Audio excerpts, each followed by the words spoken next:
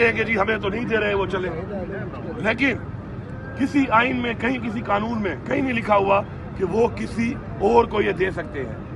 کسی اور کو دے کر انہوں نے کھلواڑ کیا آئین کے ساتھ،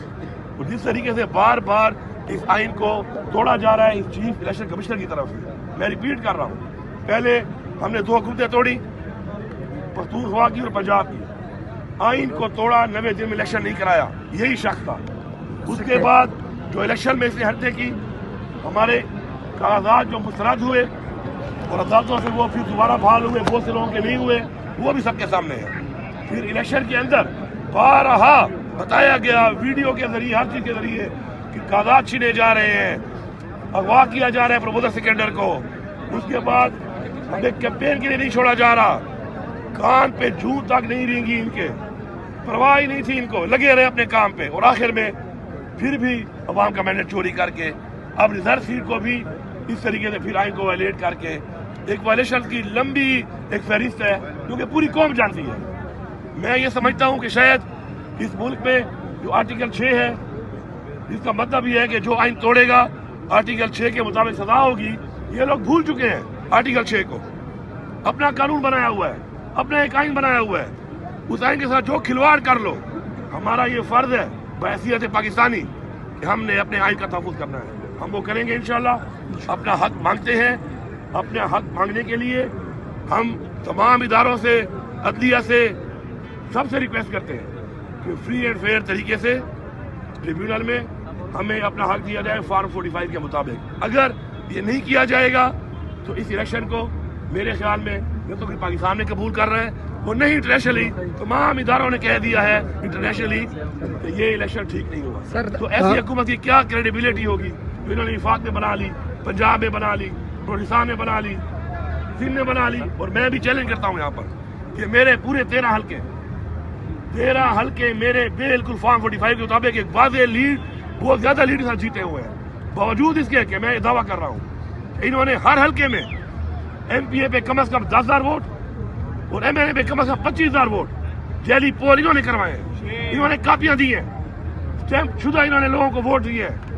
ہمارے مخالفین کو جن کے ساتھ ملے ہوئے تھے، اور یہ ثابت ہوگا ایک دن، اور انشاءاللہ ہم ثابت کریں گے۔ اس لیے نہیں کہ ہمیں گھومتے چاہیے، اس لیے کہ ہم پاکستان میں فری اینڈ فیئر الیکشن کرانے کے حق میں تھے۔ ہم نے اسی لیے ای وی ایم کے ذریعے قرارداد پاس کی تھی قومی اسمبلی میں، یہی پارٹیاں اور یہی لوگ مخالف تھے۔ وزیر اعلیٰ صاحب آج ثابت ہو گیا ہے کہ اس لیے نہیں مان رہے تھے ای وی ایم مشین کو، جنہوں نے دھاندلی کرنی ہوتی ہے، دھاندلی کے ذریعے لوگوں کو مسلط کرنا ہوتا ہے، جو انہوں نے کر کے دکھا دیا۔ وزیر اعلیٰ صاحب کل ایوان صدر میں البرداری تقریب ہے صدر پاکستان کا، تو بحیثیت وزیر اعلیٰ وہاں پر شرکت کرنے کے لیے آپ جائیں گے کہ؟ دیکھیں، میں تو پہلے یہ سمجھتا ہوں کہ جنہوں نے ووٹ دیا ہے اس کو، جتنا ووٹ پڑا ہے آصف زرداری صاحب کو، جتنا ووٹ پڑا ہے زرداری کو، یہ سارا فارم 45 والا نہیں ہے،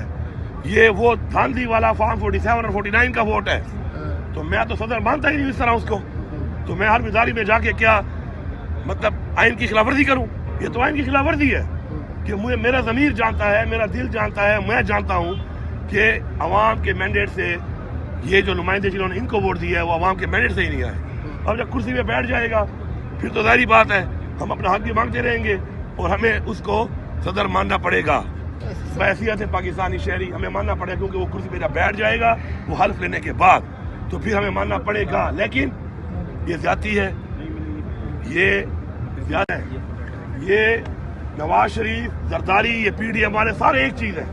اور یہ اکٹھے ہو جائیں گے جب ان کو لگے گا کہ عمران خان آ رہا ہے۔ آج بار بار ثابت ہو رہی ہے بات کہ ایک ہی چیز ہے، انہوں نے باتیں کی ہیں اب تک، صرف اس ایک کے خلاف کی ہے کہ لوگوں کو بیوقوف بنایا ہے، انہوں نے مل کے پیسہ کھایا ہے۔ اب یہ صرف اور صرف اکتوبر میں اس لیے آ رہے ہیں کہ انہوں نے قانون سازی کر کے اپنے نیب کے کیس ختم کرانے ہیں اور لوٹا ہوا پیسہ آپ اگر کل کو زرداری صاحب یا پرائم منسٹر صاحب کی زیر صدارت کسی اجلاس میں اگر شرکت کرتے ہیں تو کیا آپ وہاں احتجاج بھی ریکارڈ کروائیں گے یا نہیں سمپلی آپ شرکت کریں گے، صوبے کو ریپرزینٹ کریں گے؟ دیکھیں، مجھے اس ذمہ داری دی گئی ہے،